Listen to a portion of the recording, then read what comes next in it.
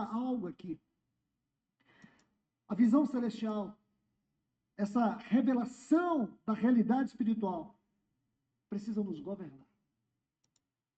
Imagine se Paulo não tivesse um coração consagrado.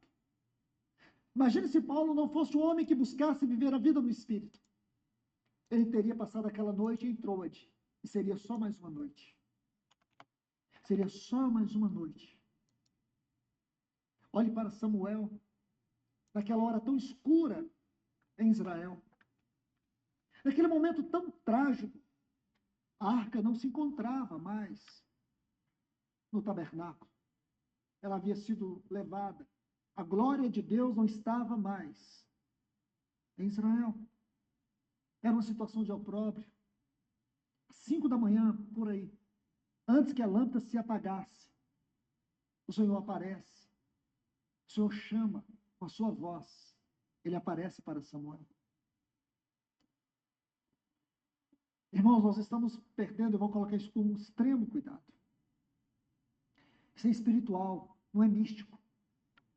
Mas eu vou dizer a palavra místico. Nós estamos perdendo esse aspecto místico, mas no sentido espiritual da palavra, no sentido mais elevado. Eu vou usar, então, uma outra palavra que vai te satisfazer, o sobrenatural.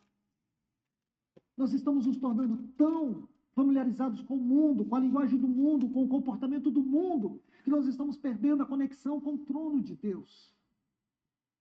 Então, hoje, as pessoas não estão ouvindo mais a voz de Deus. Elas estão perdendo visões, estão perdendo sonhos, e não falando apenas só de ver, mas de ouvir. De ouvir. É de você ficar com a voz de Deus te esmagando, te moendo, às vezes te tirando o sono, te quebrantando, requerendo sua vida em maior comprometimento, em maior sentimento de urgência para Ele. Irmãos, eu penso que quando nós chegamos no trono, eu falo de mim, irmãos. E por muitas vezes, quando eu li Apocalipse capítulo 7, sobre aquela multidão diante do trono, eu ficava pensando, e fico ainda, pensando, Deus, tem misericórdia de mim.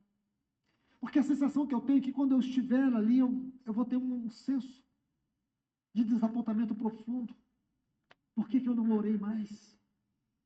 Por que eu não fui mais íntegro, mais servo, mais dedicado, mais puro, mais santo?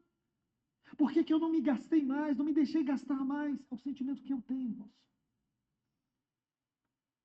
Nós precisamos ser tomados desse sentimento, sim. Porque o que podemos ver pelo espírito desta era é que a gente está sendo puxado para baixo. A gente está sendo puxado para baixo. Nós estamos perdendo tempo.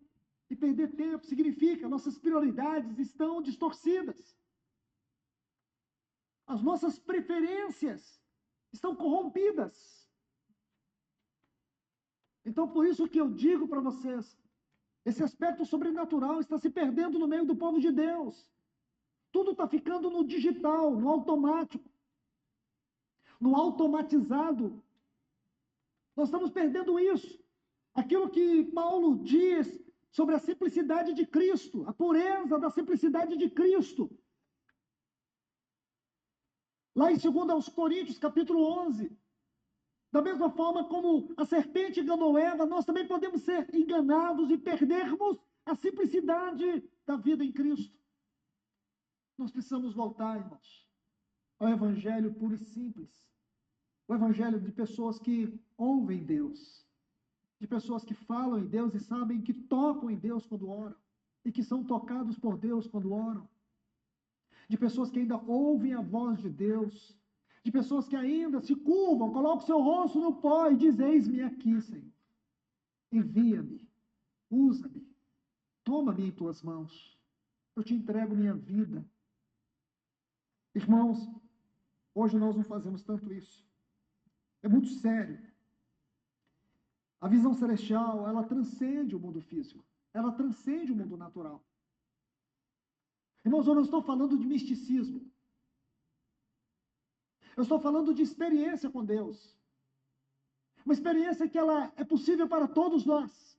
É só você olhar os 3 pilares de Romanos 12, 1 e 2. É possível para todos nós. Mas a sensação que tem, irmãos, é que nós precisamos viver de programas, de encontros, de conferências. E isso é uma forma de nós preenchermos nossa agenda e continuarmos sendo uma igreja parasita.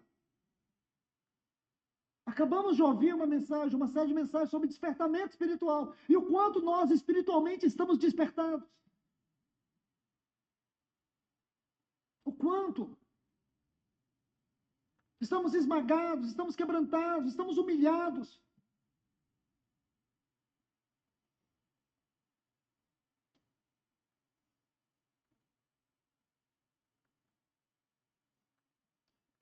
Ninguém é capaz, por natureza, de ter visão celestial. O Senhor precisa aparecer para nós.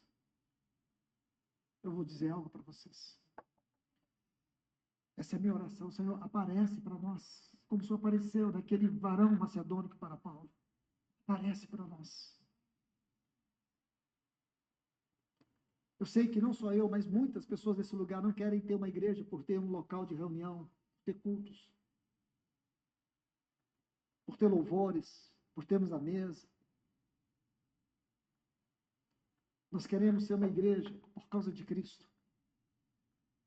Nós queremos ser uma igreja para que o nome dele seja honrado, para que a sua presença seja desfrutada, para que a sua palavra tenha primazia, para que nós possamos ouvir sua palavra com alegria, para que nós possamos apressar e amar a sua volta. Meus irmãos, a sensação que eu tenho é que nós estamos atrasando a volta dele e não apressando a volta dele.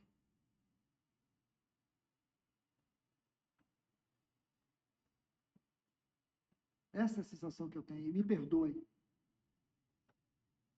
Me perdoe porque eu também sou parte disso. Eu não quero ficar um passo à frente de vocês. Eu sou parte disso. E se o Senhor tiver de reprovar essa comunidade, eu quero ser reprovado junto com todos que forem reprovados. Então é muito sério tudo isso, irmãos.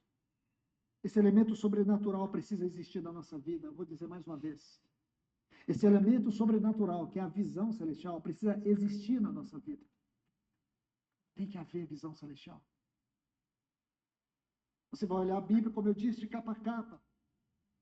Esse livro é marcado de homens e mulheres que tiveram visão celestial. Homens que não puderam seguir seu próprio caminho por causa da visão celestial. Pessoas que tinham planos. Você acha que Jeremias não tinha plano? Ele tinha plano de ser sacerdote, ele estudou para isso. Ele foi preparado para isso, como Ezequiel. Paulo era o Saulo de Tarso, o homem culto, o homem da religião, o fariseu dos fariseus, até o dia que ele teve a visão celestial. Ele estava fazendo apenas uma viagem apostólica, de confirmação, de consolidação. Mas, de repente, novamente uma visão o levou à cidade de Filipe, a encontrar-se com uma mulher, encontrar-se com uma jovem possessa, encontrar-se com um bruto carcereiro. Você nunca pode imaginar o que o Senhor pode fazer através da sua vida. Meu irmão, minha irmã, você nunca pode imaginar o que o Senhor pode fazer através da sua vida. Eu vou dizer algo, e digo isso debaixo das mãos do Senhor. Talvez muitos de nós aqui estamos numa prisão. Numa prisão. Muitos de nós aqui estamos aprisionados pelas trevas, pelas correntes malignas desse mundo. E você não está vendo. Você não está vendo que as suas prioridades estão sendo roubadas. Você não percebe que o seu tempo não tem sido colocado em uma disposição correta. Você não percebe que a sua devoção é fraca, que a sua oração é frágil, é de um coração esquelético. Você não percebe que a sua devoção é vazia. Meus irmãos, que o Senhor tenha misericórdia de nós. Que o Senhor apareça para nós. Eu não sei como o Senhor vai aparecer para mim e para você. Ele apareceu para Paulo através de um varão macedônio. Eu não sei como o Senhor vai aparecer para você. Eu não sei o que ele vai criar, mas ele vai aparecer.